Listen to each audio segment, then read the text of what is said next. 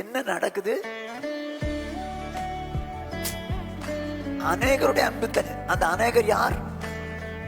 தேவ ஜனங்கள். அவங்க தான் ஆண்டவர் மேல அன்பு வச்சிருந்தாங்க. அவங்க தான் ஆண்டவர் மேல அன்பு வச்சிருந்தாங்க.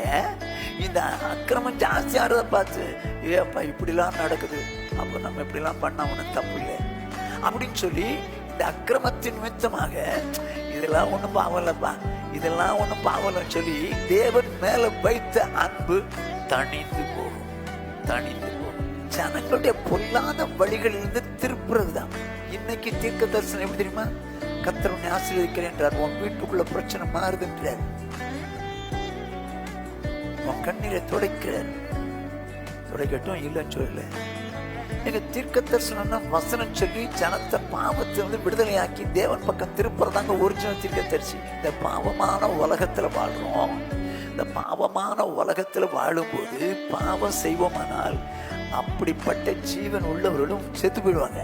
2 மணி நேரம் உட்கார வச்சு பிரசங்கம் பண்ணி விட்டு முதுகு வலியில் கஷ்டப்படுகிற சகோதரியே கர்த்தர் உன்னை சுகமாக்குறார். 2 மணி நேரம் உட்கார்ந்தா யாருக்கு முதுகு வலிக்காது? இதெல்லாம் தீர்க்க தரிசனமா?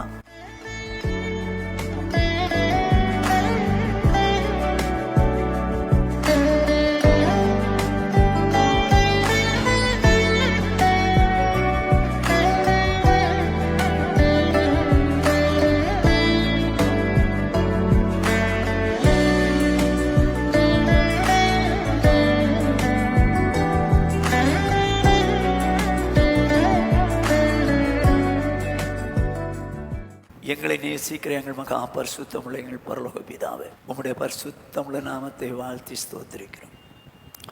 தேவனே, இந்த மாலை வேளையிலும் கூட நாங்கள் வேதத்தை ஆராய்ந்து பார்க்கும்படி வந்திருக்கிறோம். அது எங்கள் வாழ்க்கைக்கு பிரயோஜனமாக இருக்கட்டும். ஆண்டவரே, கற்றுக்கொள்ள உணர்வுதாரும், வாழ கிருபைதாரும். இயேசு கிறிஸ்துவின் இன்ப நாமத்தில் பிதாவே, ஆமென். நாம் நீதிமான் என்கிற தலைப்பின் கீழே 22 வாரங்களாக தியானித்தோம். இன்றைக்கு 23வது வாரமாக தியானிக்க போகிறோம். நீதிமான். இந்த உலகத்தில் நீதிமான் என்று ஒருத்தருமே இல்லை. எல்லாரும் பாவம் செய்து ஏகமாய் கேட்டு போனாங்க. நீதிமான் ஒருத்தரும் இல்லை. ஆனாலும் தேவன் தம்முடைய குமாரனை இந்த உலகத்திற்கு அனுப்பினார். அவருடைய குமாரனாய் இயேசு கிறிஸ்துவோ நமக்காக அடிக்கப்பட்டு இரத்தம் சிந்தி மரித்து 3ஆம் நாள் உயிரோடு எழுப்பினார். வேதம் என்ன சொல்லுகிறது? ரோமர்கள் நிறுவ 5வது அதிகாரம் 9வது வசனம். இப்படி நாம் அவருடைய இரத்தத்தினாலே நீதிமான்கள் ஆக்கப்பட்டிருக்க. வேதம் சொல்லுகிறது, இப்படி நாம் அவருடைய இரத்தத்தினாலே நீதிமான்கள் ஆக்கப்பட்டிருக்க என்று இருக்கிறது. அப்படியானால் இயேசு கிறிஸ்து ரத்தம் சிந்தி நம்முடைய பாவங்களை நம்மை கழுவினது உண்மைதான். அப்படி கழுவும் போது நீதிமான்கள் ஆக்கப்பட்டிருக்கிறோம் என்று எழுதியிருக்கிறது. ஆகிலும் வேதம் சொல்கிறபடி பாவம் மன்னிப்புக்கென்று இரத்தத்தினால் நீதிமான்கள் ஆக்கப்படுறோம். ஆனால் பாவம் மன்னிப்புக்கென்று ஞானஸ்நானம் படுறோம். வேதம் சொல்கிறது, தீத்துவின் புஸ்தகம் 3வது அதிகாரம் 6வது வசனம். தமது கிருபையினாலே நாம் நீதிமான்கள் ஆக்கப்பட்டு. தமது கிருபையினாலே நாம் நீதிமான்கள் ஆக்கப்பட்டு. அப்போ தேவனுடைய கிருபையினால் தான் நாம் நீதிமான்கள் ஆக்கப்படுகிறோம். நம்முடைய சுய பலத்தினாலே இல்லை சுய கிரியையினாலே நாம் நீதிமான்கள் ஆக்கப்பட முடியாது. தேவனுடைய கிருபையினால் தான் நாம் நீதிமான்கள் ஆக்கப்பட்டிருக்கிறோம். எப்படி? இயேசு கிறிஸ்துவின் இரத்தத்தினால் கழுவப்பட்டோம். அதோடு மாத்திரமல்ல, வேதம் 5வது வசனம் என்ன சொல்லுது? நாம் செய்த நீதியின் கிரியைகளின் நிமித்தம் அவர் நம்மை ரட்சியாமல் தமது இரக்கத்தின்படியே மறுஜன்ம முழுக்கினாலும் பரிசுத்த ஆவியினுடைய புதிதாக்குதலினாலும் நம்மை ரட்சித்தார். வேதம் சொல்லுது, நாம் செய்த நீதியின் கிரியைகளின் நிமித்தம் அவர் நம்மை ரட்சியாமல். அப்படி ஆனால் நம்ம ஆண்டவருக்கு இதை செஞ்சோம் அதை செஞ்சோம் இப்படி பண்ணோம் அப்படி செஞ்சோன்னு சொல்லி செஞ்சதுனால நாம் ஒன்றும் நீதிமான்களாக்கப்படலை. அவருடைய இரக்கத்தினாலே நாம் பாவங்கள கழுவப்பட்டோம் இரத்தத்தினாலே. அதோடு மாத்திரமல்ல, மறு ஜென்மம் முழுக்கினாலும், அப்படின்னா ஞானஸ்நானத்தினாலும் பரிசுத்த ஆவியினுடைய புதிதாக்கினாலும் நம்மை ரட்சித்தார். ஆகவே இவ்விதமாய் நாம் அவருடைய கிருபையினாலே நீதிமான்களாக்கப்பட்டோம் என்று வேதம் சொல்லுது.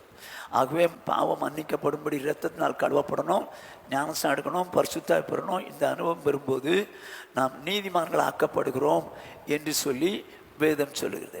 கடந்த வாரத்திலே நீதிமானை குறித்து நாம் தியானித்த தியானம் என்ன? பிரசங்கியின் புஸ்தகம் 7வது அதிகாரம் 15வது வசனம். இவை எல்லாவற்றையும் என் மாயையின் நாட்களில் கண்டேன். தன் நீதியிலே கெட்டுப்போகிற நீதிமானும் உண்டு, தன் பாவத்திலே நீடித்திருக்கிற பாவியும் உண்டு. வேதம் சொல்லுறது, தன் நீதியிலே கெட்டு போகிற நீதிமானும் உண்டு. எப்படி? தன் நீதியிலே கெட்டு போகிற நீதிமானும் உண்டு. நீதிமான் தான், ஆனால் தன்னுடைய நீதியிலே கெட்டு போகிறான். தேவ நீதி வேறு, மனுஷனுடைய நீதி வேறு. தேவ நீதி என்பது வசனம், மனுஷனுடைய நீதி என்பது மனசாட்சி. அவன் மனசாட்சி என்ன சொல்றது, அது எனக்கு நீதியாக தெரியுதுப்பா அப்படின்னு சொல்லுவான். மனசாட்சி. இந்த மனசாட்சியை நீங்களும் நானும் நம்பி போனோம்னா நம்ம அதில் கெட்டு போயிடுவோம். நீதிமான் தன் நீதியை நம்பி, என் பார்வை கரெக்டாக இருக்குப்பா, என் பார்வை சரியாக தோணுதுப்பா அப்படின்னு சொல்லி நம்முடைய நீதியை நம்பி போவோமானால் கெட்டுருவோம். ஏன்னா நம்ம மனசாட்சி வேற, தேவனுடைய நினைவு வேற. தேவனுடைய நினைவு என்பது அல்லவென்றால் தேவனுடைய நீதி என்பது அல்லவென்றால் தேவனுடைய வழி என்பது வசனம். நம்முடைய மனசாட்சி நரகத்தில் கொண்டு போய் சேர்த்துடும். மனுஷனுக்கு செம்மையாய் தோன்றுகிற வழி உண்டு, அதன் முடிவோ மரண வழிகள், அது மரணத்துக்கு கொண்டு போய் விட்டுரும். ஆனால் தேவனுடைய நீதியின்படி செய்யும் போது தான் சரியாக இருக்கும். ஆனால் வேதம் என்ன சொல்லுது, தன் நீதியிலே கெட்டு போன நீதிமான். அப்போ தன் நீதியிலே கெட்டு போகிறது என்ன? தன்னுடைய மனசாட்சியிலே வாழணும்னு நினைக்கிறாங்க, தன்னுடைய மனசாட்சியின்படி வாழ நினைக்கிறாங்க. அப்படி வாழும்போது அந்த மனசாட்சியின்படி வாழுகிற நீதிமான், நீதிமான் தேவ நீதியிலே வாழணும், அப்படின்னா வசனத்தின்படி வாழணும். ஆனால் தன்னுடைய நீதியிலே தன்னுடைய மனசாட்சியின்படி வாழும்போது அவன் கெட்டு போயிடுறான் அப்படின்னு சொல்லி பார்த்தோம். நம்ம சிலரை பார்த்தோம்.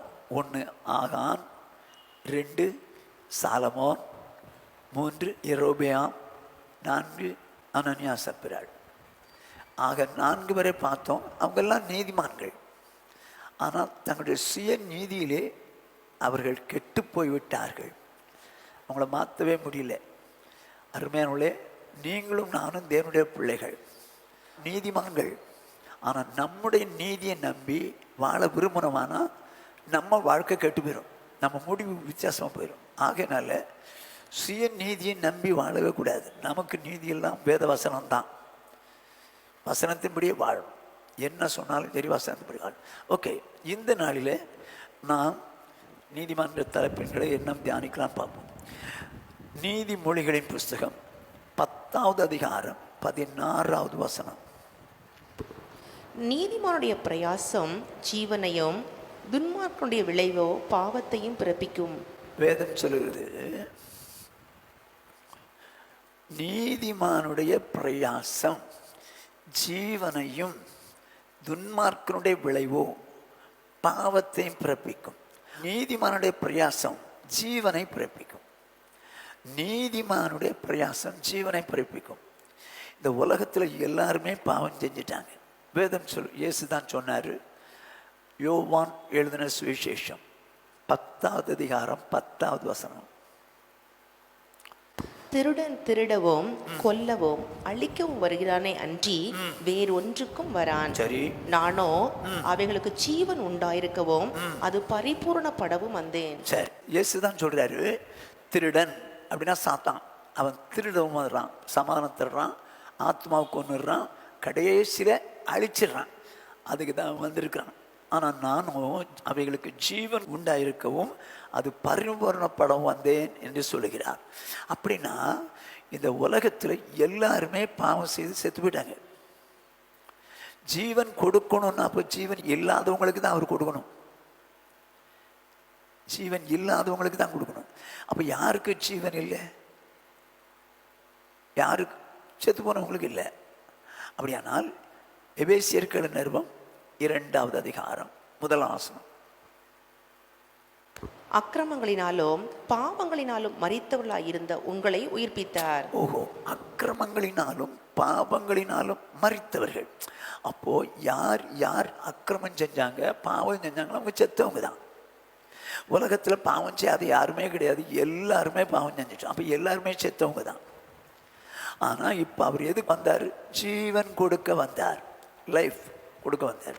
செத்து போனவங்களுக்கு ஜீவன் கொடுக்க வந்தார். அப்ப எப்படி ஒரு செத்து போனவனுக்கு ஜீவன் கிடைக்கும்? 1 யோவான் 5வது அதிகாரம் 12 வசனம். குமாரனை உடையவன் ஜீவனை உடையவன், தேவனுடைய குமாரன் இல்லாதவன் ஜீவன் இல்லாதவன். கர்த்தருக்கு மகிமை உண்டாகட்டும். வேதம் சொல்லுது, குமாரனை உடையவன் ஜீவனை உடையவன், தேவனுடைய குமாரன் இல்லாதவன் ஜீவன் இல்லாதவன். அப்படியானால் பாவத்தில் இருக்கிறான் பாருங்க, அவன் செத்தவன். ஆனா யார் ஒருவர் இயேசு கிறிஸ்துவை மனம் திரும்பி இயேசு இடத்துல மன்னிப்பு கேட்டு, இயேசுவே நான் ஒரு பாவிதான், என்னை மன்னிச்சிங்க அப்படின்னு சொல்லி மன்னிப்பு கேட்குறவனா மன்னிக்கிறார். இப்போ செத்து போனவனுக்குள்ள இயேசு வந்ததுனால என்ன வந்துடுது? ஜீவன் வந்துடுது. அவன் ஜீவனை உடையவனாய் மாறுகிறான். அப்போ இந்த ஜீவன் பெற்றவனுடைய வாழ்க்கையில வேதம் சொல்கிறது, முந்தின வசனத்தை பார்த்தோம், அதாவது பாவம் மரணத்தை பிறப்பிக்கும் இருக்கும். இந்த பாவமான உலகத்தில் வாழ்கிறோம். இந்த பாவமான உலகத்தில் வாழும்போது பாவம் செய்வோமானால் அப்படிப்பட்ட ஜீவன் உள்ளவர்களும் செத்து போயிடுவாங்க, மரணம் அடைஞ்சிடுவாங்க. ஆனால் இயேசு கிறிஸ்துவை ஏற்றுக்கொண்டு ஜீவன் வந்துருச்சு, நீதிமானாய் மாறிட்டோம். அப்படி இருக்க நம்முடைய வாழ்க்கையில் அந்த ஜீவன் நமக்கு தக்க வைக்கணும், அந்த லைஃப் நம்மகிட்ட இருக்கணும். என்ன செய்யணும்? அதைத்தான் தியானிச்சோம். நீதிமொழிகள் 10 அதிகாரம் 16 வசனம். நீதிமானுடைய பிரயாசம் ஜீவனையும் துன்மார்க்கனுடைய விளைவோ பாவத்தையும் பிறப்பிக்கும். ஓஹோ, அப்போ நீதிமானுடைய பிரயாசம் ஜீவனை பிறப்பிக்கும். அவன் ஜீவனை கொடுத்துக்கிட்டே இருக்கும், லைஃப் கொடுத்துட்டே இருக்கும். துன்மார்க்கனுடைய விளைவு பாவத்தை பிறப்பிக்கும். அப்போ இந்த பாவம் என்னத்தை உண்டாக்கும் தெரியுமா? மரணத்தை உண்டாக்கிடும். நம்மளை மரணத்துக்கு உட்படுத்தி விடாதபடிக்கு இந்த நீதிமானுடைய பிரயாசம் இருக்குது பார்த்தீங்களா, ஜீவனை கொடுத்துக்கிட்டே இருக்கும். அப்போ நீதிமான் பிரயாசப்பட்டாதான் அந்த ஜீவன் இருந்துக்கிட்டே இருக்கும். அப்போ நீதிமான் எந்த விஷயத்தில் பிரயாசப்படணும்? நான் தான் ரட்சிக்கப்பட்டேன்ல, நான் தான் ஞானஸ்நானம் எடுத்துட்டேன்ல, நான் தான் பரிசுத்த பெற்றேன்ல அப்படின்னு சொல்லி இன்றைக்கு வாழ்கிற கூட்டம் ஏராளம் ஏராளம். அப்படி வாழ்றதுனால ஜீவன் இருந்துக்கிட்டே இருக்கும்னு இல்லை. சாத்தான் கொஞ்சம் ஒரு சில நொடிகள் அப்படி மாற்றி விட்டான்னா பாவம் செஞ்சுட்டு செத்துருவாங்க. பாவம் செஞ்சு கடைசியில் மரணத்துக்கு போய் நேரம் போயிடுவாங்க. பாவத்துக்கு சம்பளம் மரணம். பாவம் மரணத்தை பிழைப்பிக்கும். ஏற்கனவே செத்தவங்களை உயிர்ப்பை செஞ்சிருக்காரு. இப்போ அது மறுபடியும் சாகடிச்சிடும் இந்த பாவம். ஆனால் ஒரு நீதிமான் பிரயாசப்பட்டு வாழ்வானால் அந்த ஜீவனை அவன் தக்க வச்சுக்கலாம், லைஃப்பை தக்க வச்சுக்கலாம், ஜீவனை அது பிறப்பிக்கும். அப்படியானால் நீதிமான் எந்த விஷயத்தில் எப்படி பிரயாசப்படணும்? பிரயாசப்படாம நீதிமான் ஜீவனோடு கூட இருக்க முடியாது. ஜீவனா நான் இந்த லைஃப்பை நான் சொல்ல வரல, ஆவிக்குரிய ஜீவனை சொல்றேன். அப்படி ஜீவனோடு இருக்கணும்னா நீதிமான் பிரயாசப்பட்டு தான் ஆகணும். அப்படியானால் நீதிமான் எந்தெந்த விஷயத்திலே பிரயாசப்பட வேண்டும், இதைத்தான் தியானிக்க போகிறோம். வேதம் சொல்கிறது, நீதிமொழிகளின் புஸ்தகம் 14வது அதிகாரம் 23வது வசனம். சகல பிரயாசத்தினாலும் பிரயோஜனம் உண்டு, உதடுகளின் பேச்சோ வறுமையை மாத்திரம் தரும். என்ன சொல்றது வேதம்?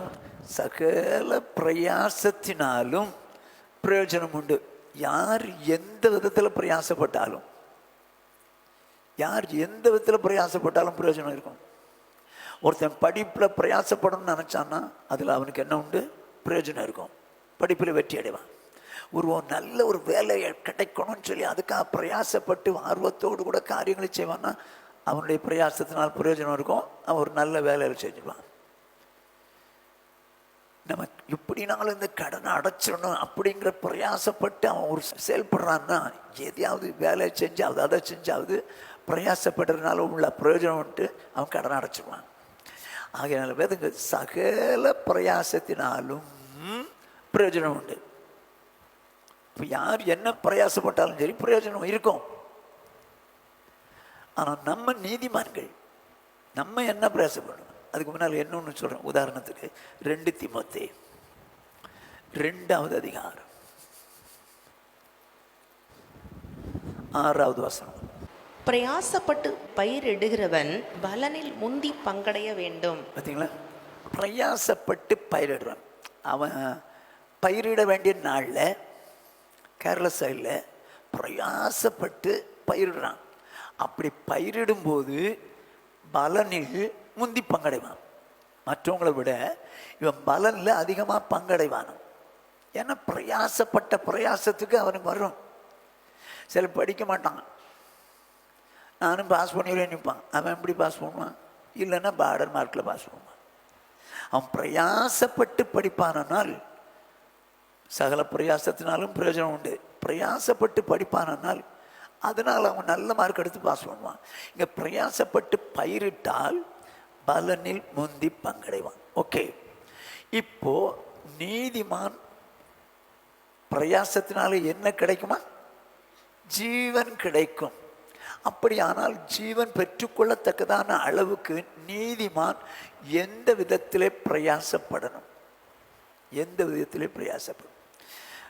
1 கொரிந்தியரின் புஸ்தகம் 15வது அதிகாரம் 58வது வசனம்.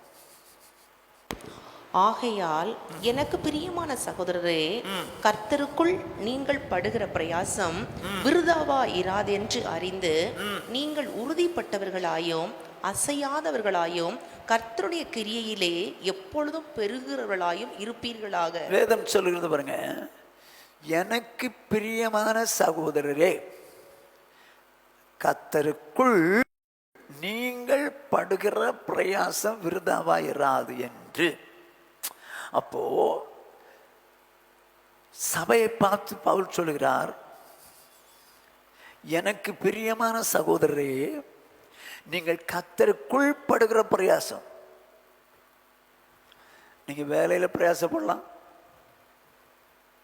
இல்லை சரீரத்தில் பிரயாசப்படலாம், எந்த விதத்திலும் கர்த்தருக்குள் படுகிற பிரயாசம் ஒரு நாளும் விருதாவா இருக்காது. அப்போ நீதிமானுடைய பிரயாசம் ஜீவனை பிறப்பிக்கும். அப்போ இந்த நீதிமான் கர்த்தருக்குள் பிரயாசப்படுகிறவனா இருக்கும், பிரயாசப்படுறவனா இருக்கும். அப்படியானால் கர்த்தருக்குள் எப்படி பிரயாசப்படணும்? பிலிப்பியர்கள் நிறுவம் 2வது அதிகாரம் 12வது வசனம். ஆதலால் எனக்கு பிரியமானவர்களே, நீங்கள் எப்பொழுதும் கீழ்ப்படுகிறபடியே நான் உங்களுக்கு சமீபமா இருக்கும் பொழுது மாத்திரமல்ல, நான் தூரமா இருக்கிற இப்பொழுதும் அதிக பயத்தோடும் நடுக்கத்தோடும் உங்கள் ரட்சிப்பு நிறைவேற பிரயாசப்படுங்கள். என்னவா? நீதிமானுடைய பிரயாசம் ஜீவனை பிறப்பிக்கும். நீங்கள் கர்த்தருக்குள் படுகிற பிரயாசம் ஒரு நாளும் விருதாவா இருக்காது. இப்ப எந்த காரியத்தில் பிரயாசப்படணுமா? அதிக பயத்தோடும் நடுக்கத்தோடும் உங்கள் ரட்சிப்பு நிறைவேற பிரயாசப்படுங்கள். அவர் என்ன சொல்றாரு?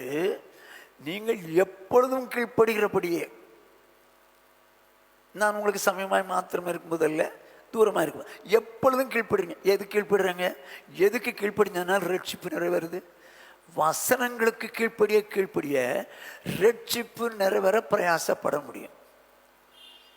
இன்னைக்கு உங்க ரட்சிக்கப்பட்டாச்சு, ஞானஸ்நானம் எடுத்தாச்சு, பரிசுத்தம் பெற்றாச்சு, அதே எண்ணத்தில் இருந்தீங்கன்னா உங்க ரட்சிப்பு நிறைவேறாது.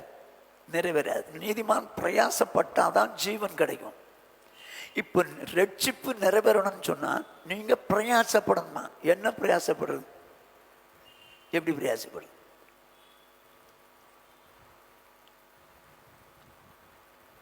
அதில் தான் அழகா வசனம் இருக்கு, எனக்கு பிரியமானே நீங்கள் எப்பொழுதும் கீழ்ப்படுகிற படியே. அப்படியானால் நானும் நீங்களும் ரட்சிக்கப்பட்ட பிறகு, அதான் ரட்சிக்கப்பட்டாச்சு, ஞானஸ்நானம் எடுத்தாச்சுங்கிற அந்த நிர்விசாரம் கூடாது. அதிகமாக வேதத்தை படித்து அவர் என்ன சொல்கிறாரோ அப்படியே வாழ்கிறதுக்கு, அந்த வசனங்களுக்கு கீழ்ப்படுகிறவங்களா இருக்கணும். அவர் என்ன சொல்கிறாரு சபையை பார்த்து?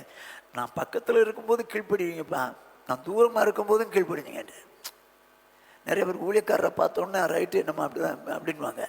அப்புறம் அவர் இல்லையா, இந்த வாரம் வர இல்லையா, பரவாயில்ல போ அப்படின்னு சொல்கிற மாதிரி இருக்கும். ஊழியக்காரருக்காகவோ புருஷனுக்காகவோ மனைவிக்காகவோ வசனத்தின்படி வாழக்கூடாது. நம்ம ரட்சிப்பு நிறைவேறதுக்கு நம்ம பிரயாசம் பண்ணணும். ரட்சிக்கப்பட்டாச்சு.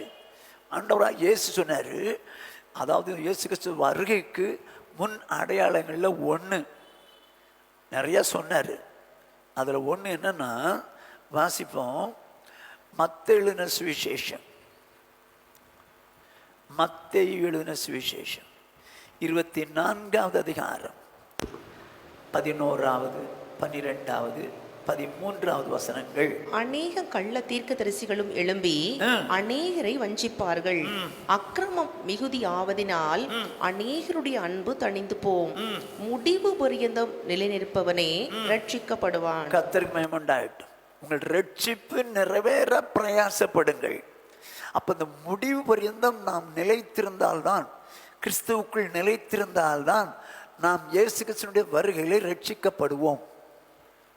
இயேசு கிறிஸ்துவினுடைய வருகையிலே ரட்சிக்கப்படுவோம். முடிவு பரியந்தம் லட்சியம் தான்.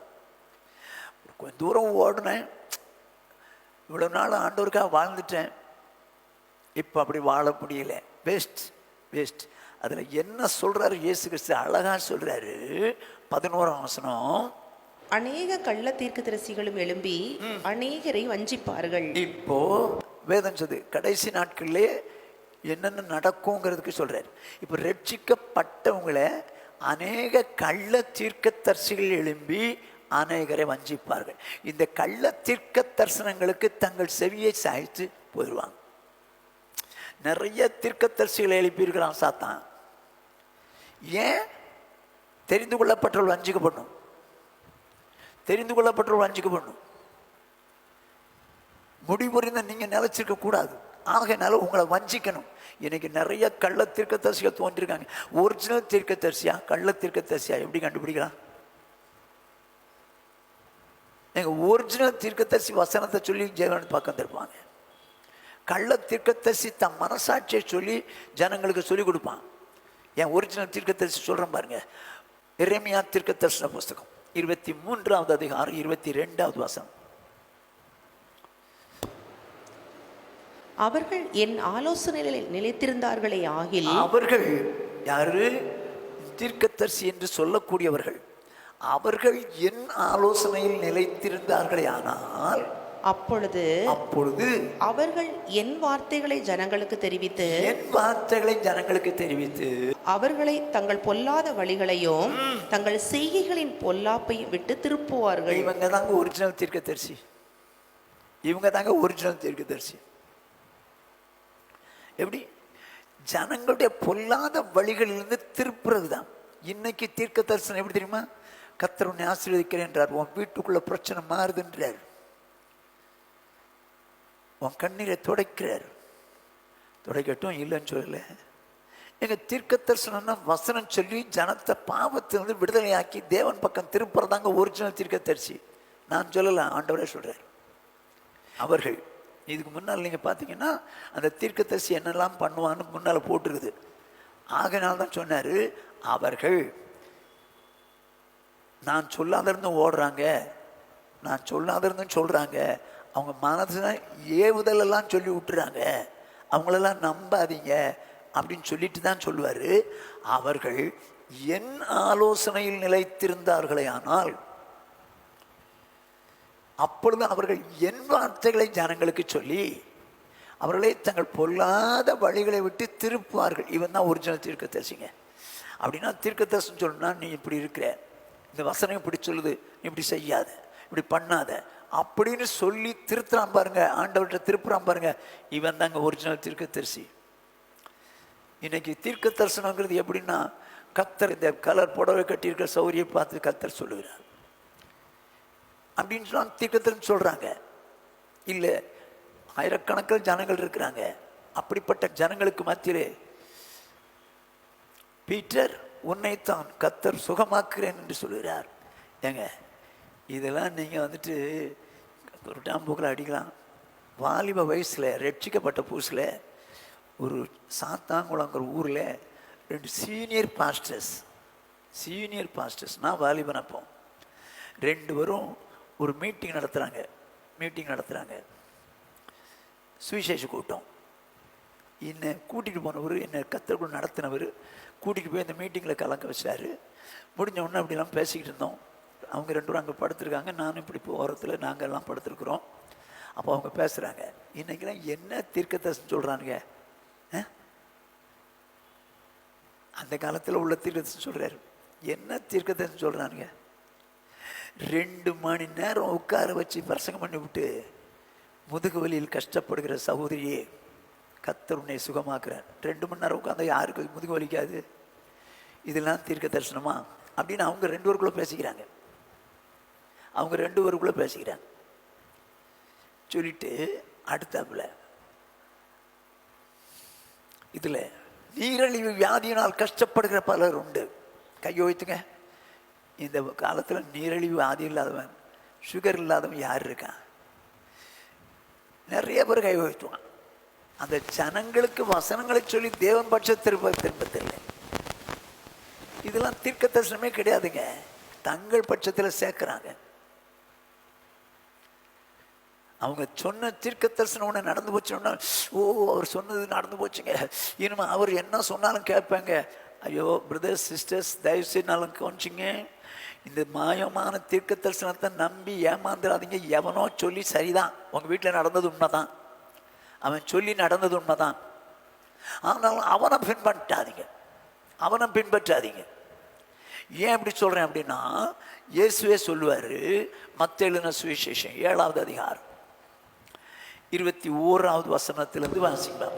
பரலோகத்தில் இருக்கிற என் பிதாவின் சித்தத்தின்படி செய்கிறவனே பரலோக ராஜ்யத்தில் பிரவேசிப்பானை அல்லாமல் என்னை நோக்கி கர்த்தாவே கர்த்தாவே என்று சொல்லுகிறவன் அதில் பிரவேசிப்பது இல்லை. இயேசு தம்முடைய ஜனத்தை பார்த்து சொல்கிறார், பரலோகத்தில் என் பிதாவின் சித்தத்தின்படி செய்கிறவனே பரலோக ராஜ்யத்தில் பிரவேசிப்பான். இது யாரை பார்த்து சொல்றாரு தெரியுமா? 5, 6, 7 3 அதிகாரமும் தம்முடைய சீஷர்களை பார்த்து சொல்றாரு, தேவ சித்தப்படி செய்கிறவன் தான் பரலோக ராஜ்யத்தில் பிரவேசிப்பான். வெறுமனை கத்தாவே கத்தாவேன்னு சொல்றதுனால பிரவேசிக்கிறது இல்லை. சொல்லிட்டு என்ன சொல்றாரு அடுத்த வசனம், அந்நாளில் அநேகர் என்னை நோக்கி கர்த்தாவே கர்த்தாவே உமது நாமத்தினாலே தீர்க்க தரிசனம் உரைத்தோம் அல்லவா, உமது நாமத்தினாலே பிசாசுகளை துரத்தினோம் அல்லவா, உமது நாமத்தினாலே அநேக அற்புதங்களை செய்தோம் அல்லவா என்பார்கள். என்ன சொல்றாங்க? அந்நாளில் போட்டு பாருங்க. அது எந்நாளில்? நியாய தீர்ப்பு நாளில். அந்நாள், நியாய தீர்ப்பு நாளில் அநேகர் என்னை நோக்கி, சிலர் என்னை நோக்கில, அநேகர் என்னை நோக்கி கர்த்தாவே கர்த்தாவே உமது நாமத்தினாலே தீர்க்க தரிசனம் உரைத்தோம் அல்லவா, உமது நாமத்தினாலே பிசாசுகளை துரத்தினோம் அல்லவா, உமது நாமத்தினாலே அநேக அற்புதங்கள் செய்தோம் அல்லவா என்பார்கள். இதெல்லாம் தீர்க்க தரிசனம் சொன்னது உண்மைதானா? நடந்துச்சா? நடந்துச்சு. அற்புதம் செஞ்சது நடந்துச்சா? நடந்துச்சு. பிசாசு போச்சு. இப்போ எல்லாம் செய்தோம் என்பார்கள் சொல்லி இயேசுதான் சொல்றாரு. சொல்லிட்டு என்ன சொல்றாரு? அப்பொழுது நான் ஒரு காலம் உங்களை அறியவில்லை, அக்கிரம செய்கைக்காரரே என்னை விட்டு அகன்று போங்கள் என்று அவர்களுக்கு சொல்லுவேன். என்ன சொல்றாரு பாருங்க. அப்பொழுது உம்முடைய நாமத்தினால் அற்புதம் செய்தோம், உம்முடைய நாமத்தினால் தீர்க்கதரிசனம் செஞ்சோம், உம்முடைய நாமத்தினால் பிசாசை துரத்தினோம், அப்பொழுது நான் ஒரு கால் உங்களை அறியவில்லை, அக்கிரம செய்காரே என்னை விட்டு அகன்று போங்கள் அப்படின்னு சொல்றாரு. அப்படின்னு அர்த்தம் என்ன? அக்கிரமம் செஞ்சுக்கிட்டே தீர்க்கதரிசனம் சொல்லியிருக்கிறான், அக்கிரமம் செஞ்சுக்கிட்டே பிசாசை விரட்டிருக்கான், அக்கிரமம் செஞ்சுக்கிட்டே வியாதியை சோமாக்கியிருக்கான். அது நடந்தது உண்மை தானே. ஆனால் ஏன் இவங்களை மட்டும் அப்படி சொல்றாரு? அக்கிரமம் செஞ்சுக்கிட்டு தான் செஞ்சிருக்காங்க, அக்கிரமம் செஞ்சுக்கிட்டு தான் செய்றாங்க. அப்ப அக்கிரமம் செஞ்சாலும் அற்புதம் நடக்குமா? நடக்கும். அக்கிரமம் செஞ்சாலும் தீர்க்க தரிசனம் வருமா? வரும். அக்கிரமம் செஞ்சாலும் பிசாசு ஓடுமா? ஓடும். ஏன்னா தேவன் வரத்தை கொடுத்து விட்டார். ஜனங்களுக்கு அந்த வரம் பிரயோஜனப்பட வேண்டும் என்பதற்காக சுகமளிக்கிற வரம், தீர்க்க தரிசன வரம், அடுத்தது குணமாக்குற வரம், இதெல்லாம் கொடுத்துட்டார். இப்போ அவங்ககிட்ட வாங்க மாட்டார். அக்கிரமம் செஞ்சுக்கிட்டே இவங்க தப்பு பண்றாங்க. ஆனா இப்போ எப்போ அக்கிரமம் செய்காரன்னு சொல்றாரு? நியாய தீர்ப்பு நாளில் தான் சொல்றாரு அக்கிரம செய்காரர்கள்னு, என்னை விட்டு அகன்று போங்கள். அப்போ அந்த அக்கிரமம் செஞ்சுக்கிட்டு ஏன் அப்போ அற்புதம் நடக்குதுன்னா, ஜனங்களுக்கு இயேசு வேணும், ஜனங்கள் ஆண்டவர் பக்கம் திரும்பணும், அதுக்காக அப்படிப்பட்டவங்கள வச்சுக்கிட்டாரு. சரியா? இப்போ என்ன நடக்குது அப்படின்னா, வாசிங்க தொடர்ந்து. ஆகையால், நல்லா கவனிச்சுங்க, இது லிங்க், அந்த வசனத்துக்கு லிங்க். ஆகையால், ஆகையால் அக்கிரமசக்காரரை என்னை விட்டு அகன்று போங்கன்னு சொல்லிவிட்டவர் ஆகையால் அந்த வசனத்துக்கு கூட லிங்க் பண்றார் பாருங்க. நான் சொல்லிய இந்த வார்த்தைகளை கேட்டு இவைகளின்படி செய்கிறவன் எவனோ அவனை கன்மலையின் மேல் தன் வீட்டை கட்டின புத்தியுள்ள மனுஷனுக்கு ஒப்பிடுவேன். என்ன சொல்றாரு? ஆகையால். எப்படி? இவங்களெல்லாம் நம்புனீங்கல்ல, அவங்கெல்லாம் உங்களுக்கு இவ்வளவு செஞ்சாங்கல்ல, ஆனா அவங்கள அக்கிரமசேகார அகன்று போங்கன்னு சொல்லிவிட்டேன். ஆகையால் நான் சொல்லிய எந்த வார்த்தைகளை கேட்டு, அப்படின்னா நான் சொன்ன வசனத்தை கேட்டு இவைகளின்படி செய்கிறவன் எவனோ அவனை கண்மலையின் மேல் கட்டின புத்தி உள்ள மனுஷனுக்கு ஒப்பிடுவேன்னு சொல்றார். அப்ப இந்த கண்மலை யார்? கிறிஸ்து. இந்த கிறிஸ்து மேல கட்டப்பட்ட வீடாய் அவங்க எழும்புறாங்க. சொல்லிட்டு என்ன சொல்றாரு பாருங்க. எப்படி? இப்படி நான் சொன்ன வசனத்தின்படி நீங்க கேட்டு அதன்படி செய்வீங்கன்னா கண்மலையின் மேல் கட்டப்பட்ட வீட்டு. அப்ப கண்மலை கிறிஸ்து. ஓகே, இப்போ அடுத்த வார்த்தை சொல்றாரு பாருங்க. பெருமழை சொரிந்து பெருவெள்ளம் வந்து காற்று அடித்து அந்த வீட்டின் மேல் மோதியும் அது விழவில்லை, ஏனென்றால் அது கண்மலையின் மேல் அஸ்திபாரம் போடப்பட்டிருந்தது. ஓஹோ, அது பிரச்சனை பெருசா இருந்தாலும் சரி, எத்தனை சோதனை வந்தாலும் சரி, எத்தனை வியாதி வந்தாலும் சரி, அவங்க தேவனை விட்டு விலக மாட்டாங்க. ஏன்? கண்மலையின் மேல், இயேசு கிறிஸ்துடைய வார்த்தையின் மேல் கட்டப்பட்டு கண்மலையின் மேல் கட்டப்பட்டதுனால அது விழாது. சொல்லிட்டு என்ன சொல்றாரு பாருங்க. நான் சொல்லிய இந்த வார்த்தைகளை கேட்டு இவைகளின்படி செய்யாதிருக்கிறவன் எவனோ. நல்லா கவனிச்சுங்க. நான் சொல்லிய இந்த வார்த்தைகளை கேட்டு இவைகளின்படி செய்யாதிருக்கிறவன் எவனோ. ஏன் செய்ய மாட்டேங்கிறான்?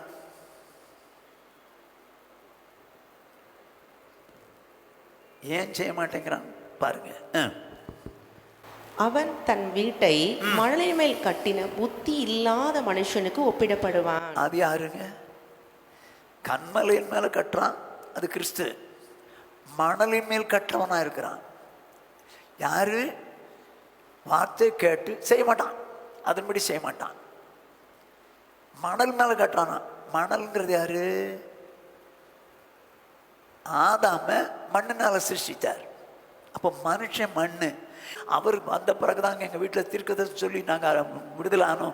ஆகையினால அந்த அண்ணன் சொன்னபடி தான் நடப்போம், இந்த இவர் தான் சுகமாக்குனார், இந்த ஐயா சொன்னபடி தான் நடப்போம், இவர் தான் பிசாசை விரட்டினார், ஆக இவங்க சொன்னபடி தான் நடப்போம்னு சொல்லி இவங்க சொல்றபடி நடக்கிறாங்க. இவங்க யார்? இவங்க யார்? இவங்க தங்களிடத்தில் சேர்க்குறாங்க. மண்ணு மேலே இவங்க கட்டுறாங்க. யாரு? இதை கேட்டு அவங்களுடைய வார்த்தைப்படி நடக்கிறவங்க மணல் மேல் கட்டப்பட்டவங்க, அது வீடு விழுந்துடும். இதைத்தான் சொன்னாரு, கள்ளத்தீர்க்கதரிசிகளுக்கு எச்சரிக்கையாயிருங்கள் சொல்லிட்டு மத்தேயு 24 11 12 13. அநேக கள்ள தீர்க்கதரிசிகளும் எழும்பி அநேகரை வஞ்சிப்பார்கள். ரொம்ப ஜாக்கிரதையா இருங்க, இந்த தீர்க்கதரிசிகள்கிட்ட மாட்டிடாதீங்க. இவங்க கள்ள தீர்க்கதரிசிகள் நிறைய பேர் எழும்புவாங்க. ஒரிஜினல் தீர்க்கதரிசி இருக்கிறான். ஒரிஜினல் தீர்க்கதரிசி எதை சொல்லுவான்? வசனத்தை வசனமா சொல்லுவான். இவன் தான் ஒரிஜினல் தீர்க்கதரிசி, வசனத்தை வசனமா சொல்லுவான். ஆனால் அநேகம் கள்ள தீர்க்கதரிசிகளும் எழும்பி அநேகரை வஞ்சிப்பார்கள். 1 2 அக்கிரமம் மிகுதியாவதனால் அநேகருடைய அன்பு தணிந்து போகும். இன்னைக்கு இயேசு கிறிஸ்து வருவதற்கு முன்னால அக்கிரமம் ஜாஸ்தி ஆயிருன்றாரு, பயங்கர பாவங்கள் பெருகிறார். இன்னைக்கு உண்மையாவே பயங்கர பாவம், பயங்கர பாவம் பெருகி போச்சு. அன்றைக்கு நான்லாம் சின்ன பையனாக இருக்கும்போது இப்படிலாம் கேள்விப்பட்டதே இல்லை. அத்தனை பெரிய பாவங்கள், அது பாலின பாவமாக இருக்கட்டும், இல்லைன்னா பணப்பிரச்சனைனால உண்டான பாவமாக இருக்கட்டும், இல்லை வேற அடிக்கிறது, குடிக்கிறது, தேடுறது, சினிமா, இந்த மாதிரி எந்த பாவமும் சரி, சாதாரணமாக இந்த பாவம் ஜாஸ்தி ஆகி போச்சு. இந்த பாவம் ஜாஸ்தி ஆக ஆக ஆக என்ன நடக்குது? அநேகருடைய அன்பு தனி. அந்த அநேகர் யார்? தேவ ஜனங்கள். அவங்க தான் ஆண்டவர் மேல அன்பு வச்சிருந்தாங்க. அவங்க தான் ஆண்டவர் மேல அன்பு வச்சிருந்தாங்க. இந்த அக்கிரமம் ஜாஸ்தியாகிறத பார்த்து, ஏப்பா இப்படிலாம் நடக்குது, அப்போ நம்ம இப்படிலாம் பண்ண ஒன்றும் தப்பு இல்லை அப்படின்னு சொல்லி, இந்த அக்கிரமத்தின் நிமித்தமாக இதெல்லாம் ஒன்றும் பாவலப்பா, இதெல்லாம் ஒன்றும் பாவலன்னு சொல்லி தேவன் மேல வைத்த அன்பு தணிந்து போகும், தணிந்து போகும். எனக்கு தெரிஞ்ச ஒரு நல்ல போதகர், உலகம் முழுசும் தேவனால் உபயோகப்படுத்தப்பட்ட ஒரு போதகர். அவர் என் மகிட்ட, மூத்த மகள்கிட்ட ஒரு முறை சொன்னாராம், ஒரு ஊழியக்காரன் 40 வருஷம்தான்ப்பா சரியாக வாழ முடியும், அதுக்கு மேலாம் வாழ முடியாது. அவருக்கு வயசு 77. அவர் சொல்கிறார், அவர் சொல்லி பல வருஷம் ஆச்சு, 40 வருஷம் ஒழுங்காக வாழலாம், ரட்சிக்கப்பட்ட பிறகு 40 வருஷம் ஒழுங்காக வாழலாம், அதுக்கு மேலாம் ஒழுங்காகும். இது ஸ்டேட்மெண்ட் தப்பான ஸ்டேட்மெண்ட். இப்படியா சொல்லி கொடுப்பாங்க? மூத்த போதகருங்க, இன்டர்நேஷனல் ஸ்பீக்கர். ஆனால் அவர் அப்படி சொல்லி கொடுத்தாருன்னா என்ன ஆகும்? அவரே சொன்னார்ல, 40 வருஷத்துக்கு மேலே ஒருத்தர் சுத்தமாக வாழ முடியாது, அதனால் அப்படி தான் இருக்கும் போ அப்படின்னு சொல்லி போயிடுவாங்க, கீழே போயிடுவாங்க. இல்லை, நீங்களும் நானும் பரிசுத்தத்துக்கு மேல் பரிசுத்தம் அடையணும், நீதிக்கு மேல் நீதி அடையணும். ஆமே, ஹல்லேலூயா. கடைசி நாட்கள் அக்கிரமம் ஜாஸ்தி ஆக ஆக ஆக தேவன் மேலே வைத்திருந்த பரிசுத்தம் அவங்களுடைய அன்பு தணிஞ்சிரும் சொல்லிட்டு என்ன சொல்றாரு? 12ஆம் வசனம், முடிவு பரியந்தம் நிலை நிற்பவனே ரட்சிக்கப்படுவான். கர்த்தருக்கு மகிமை உண்டாகட்டும். இப்போ தீர்க்க தரிசனத்தினால் கெட்டு போறவங்களும் உண்டு, ஜாக்கிரதைன்றாரு. 2வது, அக்கிரமம் மிதியாதனால அன்பு குறைஞ்சு போயிடும், அக்கிரமத்தினால அன்பும் குறைஞ்சிடும். ஆனால் முடிவு பரிந்த நிலைத்திருந்தாதான் ரட்சிக்கப்படுவான். அப்ப நீதிமான் பிரயாசத்தினாலே அவனுக்கு என்ன உண்டு? ஜீவன் உண்டு. நீதிமானுடைய பிரயாசம் ஜீவனை உண்டாக்கும். அப்போ கர்த்தருக்குள் படுகிற பிரயாசம் ஒரு நாள் விருதாவாயிராது. அப்போ நீதிமான் என்ன பிரயாசப்படணும்?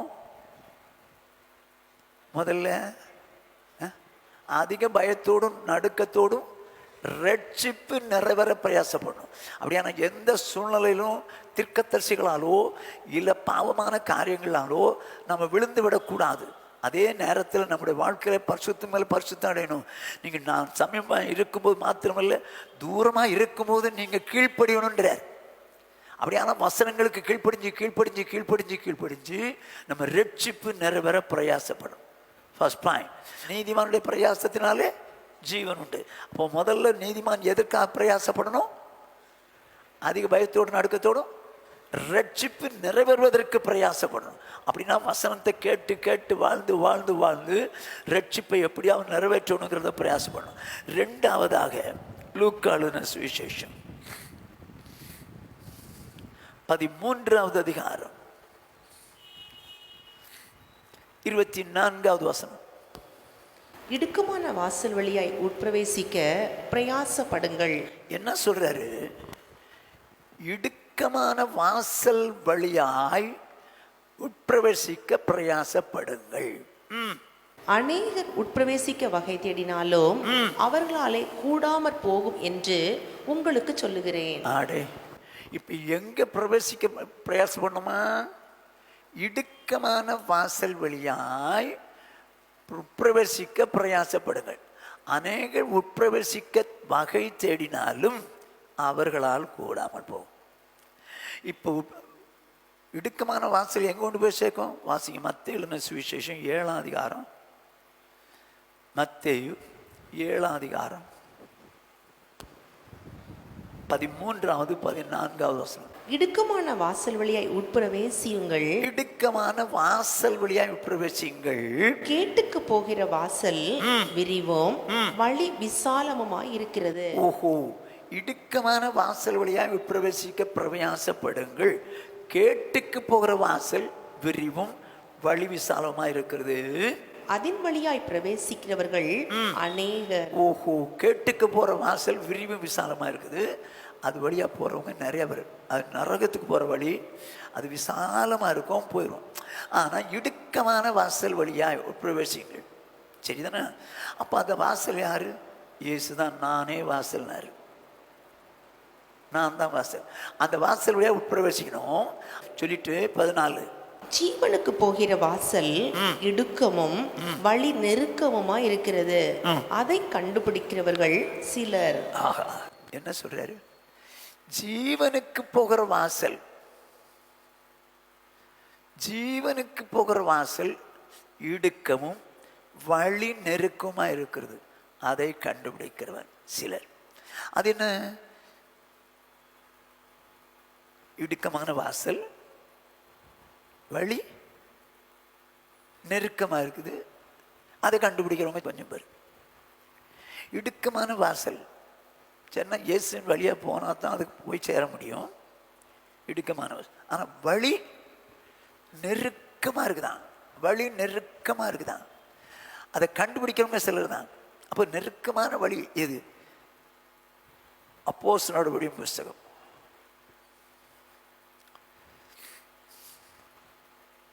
14வது அதிகாரம் 22வது வசனம்.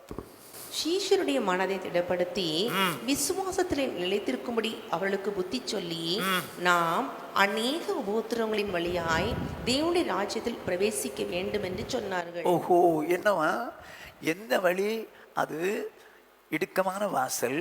அடுத்தது வழி நெருக்கமா இருக்கும், ரொம்ப நெருக்கம். நம்மள அந்த வழியாக தான் போனோம். அது என்ன வழி? உபத்திரவங்கள் வழி. அநேக உபத்திரங்கள் வழிகளாய் அல்ல, வழி. வாசல் இடுக்கும், வழி நெருக்கம். அப்ப அந்த வழி என்ன வழி? உபத்திரவமான வழி.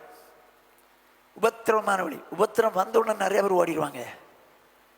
இன்னைக்கு நிறைய கிறிஸ்தவங்க ரட்சிக்கப்பட்டேன்னு சொல்லி தேவனுக்காக வாழ்ந்தவங்க பட்டக்காலே படுது, கெட்டக்கூடிய கெடுதுன்ன மாதிரி, என் வாழ்க்கையில் பிரச்சனைக்கு மேலே பிரச்சனை வந்துச்சுன்னு சொல்லி, தொல்லைக்கு மேலே தொல்லை வந்துச்சுன்னு ஓடிடுவாங்கங்க. இதுதான் இந்த இடுக்கமான வழி. ஆண்டவருடைய வசனம் சொல்றது, இடுக்கமான வாசல் வழியாக உட்பிரவேசிக்க பிரயாசப்படுங்கள். அப்போ நம்ம பிரயாசப்பட்டோம். இடுக்கமான வாசல் இயேசு. ஆனால் அந்த வாசலில் வழி போனாலும் வழி எப்படி இருக்குது? நெருக்கமா இருக்குது. வழி நெருக்கமா இருக்குது. வழிகள் நெருக்கம் இல்லை, வழி. அது எங்க போற வழி? பரலோகத்துக்கு போற வழி நெருக்கம். அப்படின்னு என்ன பண்ணுது? உபத்திரவங்களால் நிறைந்திருக்கோங்க. உபத்திரம் நிறையா இருக்கும், நிறைய உபத்திரங்கள் வருங்க. இன்னைக்கு பரிசுத்தவான்களுக்கு தாங்க நிறைய உபத்திரம் வருது. அதுவும் தேவனை நேசிக்கிறேன்னு சொல்லணும்னு நினைக்கிறவங்க உபத்திரவத்தின் வழியாக தான் போய் ஆகணும். வேற மாற்றமே கிடையாது, வேற வழியே கிடையாது. அதனால எனக்கெல்லாம் உபத்திரம் வரக்கூடாது ஆண்டவரே, என் வாழ்க்கையில் பிரச்சனை எல்லாம் வந்துடக்கூடாது ஆண்டவரே, அப்படிலாம் ஜெபம் பண்ண முடியாது. அந்த உபத்திரவத்திற்கு மத்தியிலும் கர்த்தர் நம்முடைய வாழ்க்கை நிற்பார், நம்ம கூட நிற்பார். உபத்திரம் வரக்கூடாதுன்னு ஜெபம் பண்ணக்கூடாது. ஆண்டவரே, இந்த உபத்திரவத்தின் மத்தியில் நான் இன்னும் மக்கா வைராக்கியமாக நிற்கணும் ஆண்டவரே, இன்னும் மக்கா வைராக்கியமாக வாழணும் ஆண்டவரே. என்னுடைய ஜீவிய ஓட்டத்தில் ஆண்டவரே நெருக்கமான வழியால் உட்பிரவேசிக்க பிரயாசப்படணும்ப்பா. எத்தனை போராட்டங்கள் வந்தாலும் சரி, எத்தனை வேதனைகள் வந்தாலும் சரி, எத்தனை துன்பங்கள் வந்தாலும் சரி, நான் உண்மை விட்டு விலக மாட்டேன் ஆண்டவரே. ஆமென், ஹல்லேலூயா. அப்படி வாழ விரும்பணுங்க, அப்படி வாழ விரும்பணும். கஷ்டம் வந்தோன்னு ஓடுறவன் என்ன விசுவாசியவன்? விசுவாசிக்க லாயக்கு இல்லை. என்ன கஷ்டம் வந்தாலும் சரி, என்ன நிந்தைகள் வந்தாலும் சரி, என்ன அந்த வழியாக தானே போய் ஆகணும். அதான வழி. அதாவது அந்த வழி வழியாக போனால் தான் பரலோகம் போய் சேர முடியும் பொழுது. ஏன்னா வெளிப்படுத்தின விசேஷம் 7ஆம் அதிகாரம் 13 தான் வாசிங்க. அப்பொழுது மூப்பர்களில் ஒருவன் என்னை நோக்கி, வெள்ளை அங்கிகளை தரித்திருக்கிற இவர்கள் யார், எங்கே இருந்து வந்தார்கள் என்று கேட்டான். இப்ப பரலோகத்தில் ஒரு கூட்டம் நிக்குது. மூப்பர்ல ஒருத்தன் கேட்கறான். மூப்பர்ல ஒருத்தன் யாரு கேட்கறான்? யோவான. மூப்பருக்கு தான் எல்லாம் தெரியும்.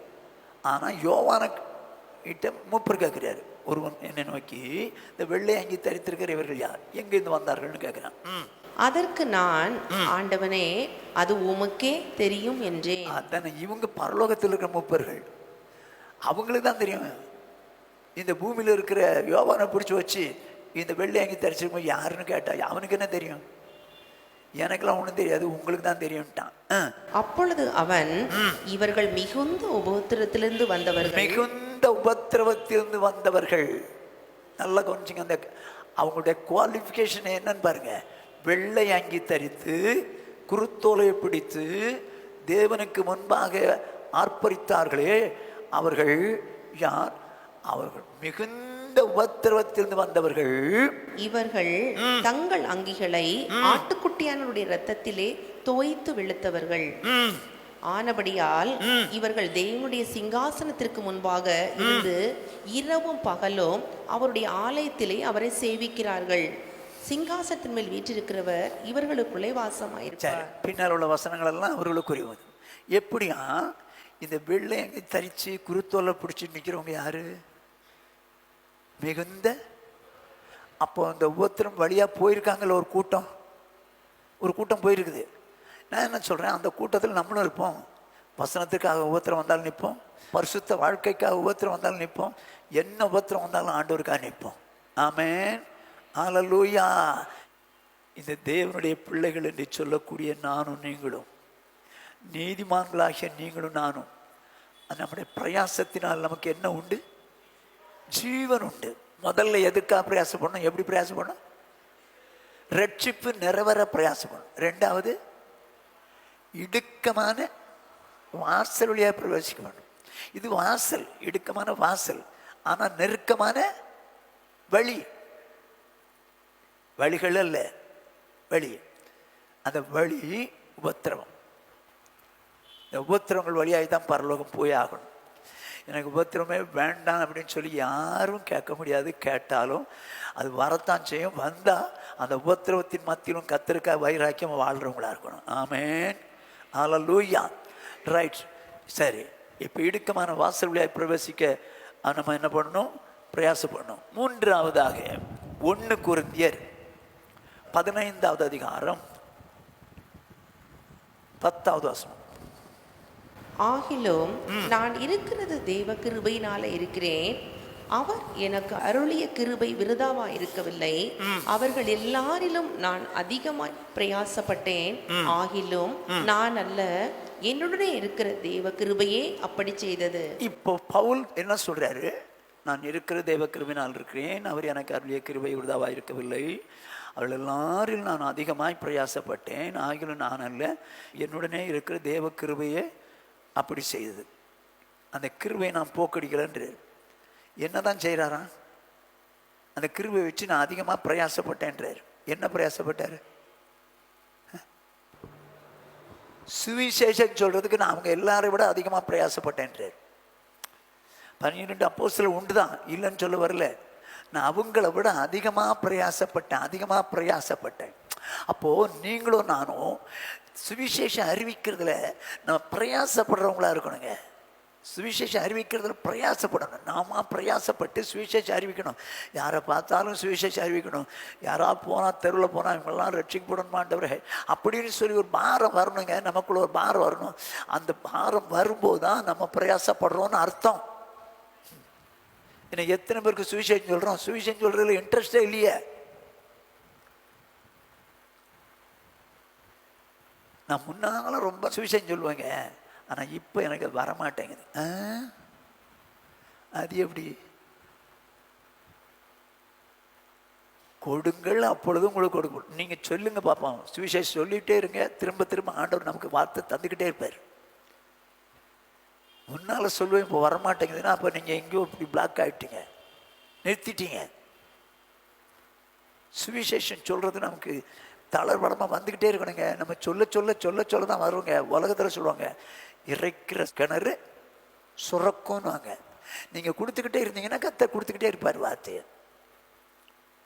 சுவிசேஷம் நீங்கள் அறிவிக்கத்தான் செய்யணும். ஆனால் எல்லாராலும் அறிவிக்க முடியாதுங்க. எல்லாராலும் அறிவிக்க முடியாது.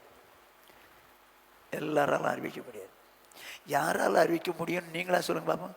அவன் சொல்கிறான், நான் கிருபை வீணாக்குறது இல்லை, எனக்கு கிருபை கொடுத்துருக்காரு. அந்த கிருபை வச்சு தான் நான் என்ன பண்ணிட்டேன்? நிறைய பேருக்கு சுவிசேஷம் சொல்லியிருக்கேன், அதிகமாக பிரயாசப்பட்டேன். சரி, இப்போ யாரால தான் அதிகமாக சுவிசேஷம் அறிவிக்க முடியும்? வெரி குட், வேதம் சொல்லுது 51ஆம் சங்கீதம் 12வது 13வது வசனங்கள். உமது இரட்சணியத்தின் சந்தோஷத்தை திரும்பவும் எனக்கு தந்து உற்சாகமான ஆவி என்னை தாங்கும்படி செய்யும். என்ன சொல்றான் சங்கீதக்காரன்? உடைய இரட்சணியத்தின் சந்தோஷத்தை திரும்ப எனக்கு தாங்க. பத்சேபாள் விஷயத்தில் தவறிட்டான், ஆகினால சோர்ந்து போயிட்டார். அவரு இந்த கர்த்தருடைய காரியங்களை சுவிசேஷம் சொல்றது குறைஞ்சு விட்டார். ஆனா உற்சாகமான ஆவி என்னை தாங்கும்படி செய்யும். அப்பொழுது பாதகருக்கு உமது வழிகளை உபதேசிப்பேன், பாவிகள் உம்மிடத்தில் மனம் திரும்புவார்கள்.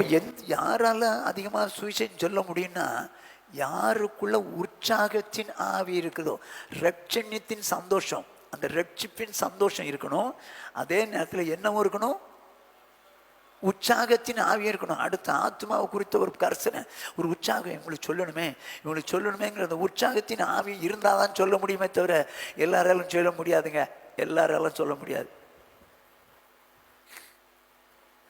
ஸோ உற்சாகத்தின் ஆவி இருக்கிறவங்களுக்கு தான் அந்த இயேசு கிறிஸ்துவை பற்றி சுவிசேஷம் சொல்ல முடியும். அதான் அவன் சொல்கிறான் தாவீது, எனக்கு அந்த ரட்சணியத்தின் சந்தோஷம் திரும்ப தந்துருங்க, நான் அதை இழந்து போயிட்டேன், ஆனால் அந்த உற்சாகத்தின் ஆவி எனக்கு தந்துருங்க, அப்பொழுது பாதகருக்கும் அது வழியை உபதேசிப்பேன், பாவிகள் இடத்தில் மனம் திரும்பார்கள். அப்போது யாருக்கு உற்சாகத்தின் ஆவி இருக்குதோ அவங்களால தான் சுவிசேஷம் சொல்ல முடியும். பவுல் சொல்கிறான், நான் தேவன் அருளிய கிருபையை நான் விருதாவாக்குறது இல்லை, அவர் அதுக்கு தான் எனக்கு கொடுத்துருக்காரு. ஆகையினால நான் வாஞ்சியோடு கூட கடைசி மட்டும் அறிவிக்கிறேன்னு சொல்லி அறிவிச்சு போயிட்டார். அருமையானே, நானும் நீங்களும் பிரயாசப்படணும். வேதம் சொல்லுது, நீதிமான் தன் பிரயாசத்தினாலே ஜீவன் பெறுகிறான். அப்போ நீதிமானுடைய பிரயாசம் என்னவா? ஒன்று, அதிக பயத்தோடு நடுக்கத்தோடு ரட்சிப்பு நிறைவேற பிரயாசம். 2, இடுக்கமான வாசல் வழியாக பிரவேசிக்க பிரயாசப்படும். 3, சுவிசேஷம் அறிவிக்கிறதுக்கு பிரயாசப்படும். இன்னைக்கு ஒரு லேடி திடீர்னு வந்துச்சுது, வயசுக்கு தெரியும். திடீர்னு வந்து, என் புருஷன் கேன்சரில் டாக்டர்ஸ் வீட்டுக்கு போயிட்டுங்க முடியாதுன்ட்டாங்க, அதனால் அங்கே வந்தேன் ஐயா, நான் திருவண்ணாமலை போகணும், எனக்கு பணம் கொடுங்க ஐயா. அப்போ நாங்கள் திருவண்ணாமலைக்கு ஏற்றி விட்டுட்டுமா பஸ்ஸில், நானும் என் புருஷனும் போகணும். நாங்கள் சரி ஐயா கொண்டு வந்து ஏற்றி விட்டுருங்க, அது போதும் ஐயா நினச்சிது. இப்போ புருஷன் எங்கே இருக்கிறாருன்னா அம்மா உணவகத்தில் அதுக்கிட்ட இருக்கிறாரு, நான் மட்டும் நடந்து வந்தேன் அப்படின்னு சொல்லிச்சு. எனக்கு பரிதாபமாக தான் இருந்துச்சு. சரின்னு சொல்லி கொஞ்சம் பணத்தையும் கொடுத்து தம்பிகிட்ட ஐசக்கிட்ட கொடுத்து, எப்போ வச்சுக்கோ, அந்த மட்டும் தான் கொடுக்கலான்னு பார்த்தேன். ஆனால் கொடுக்காம தம்பிக்கிட்ட ஒரு கொஞ்சம் பணத்தை கொடுத்து எக்ஸ்ட்ரா ஒரு 100 ரூபாயும் கொடுத்து, எப்பா இந்த 100 ரூபாயை அவங்க கோயம்பேடு போகிற மாதிரி பஸ் ஏற்றி விட்டு இதை கையில் கொடுத்துருப்பா, அவங்க 2 பேரும் போட்டோம் அப்படின்னு சொல்லி அனுப்பிச்சி விட்டேன்.